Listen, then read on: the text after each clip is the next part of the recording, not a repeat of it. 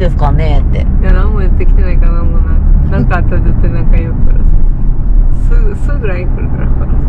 4人ぐらいで、その時の学校の友達と行ったかな、4人ぐらいでモスバーガーに行ってドアが一帰ってきたけど、でもなんか成人式にでなんか久しぶりに中学の時の友達とか会って、そっからまた一緒に遊び出したりしたな。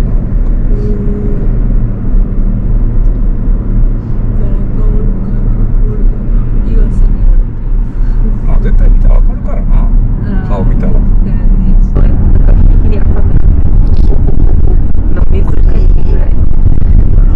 リバリでね、伴奏つけても痛いしね。ご飯も作ったりしたりしているから、確かに手を酷使しているけど、言われたくはないけど主婦やからな。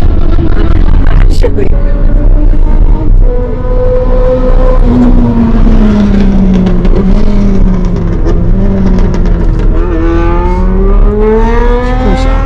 だからオファーやったやろあれ。もはや汗がきる。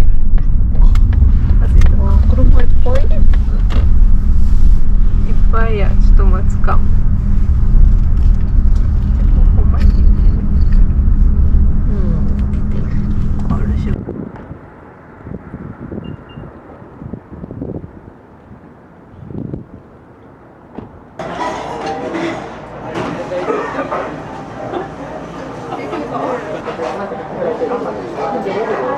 味玉ラーメンはちょっとあっさりめやね。色が違うや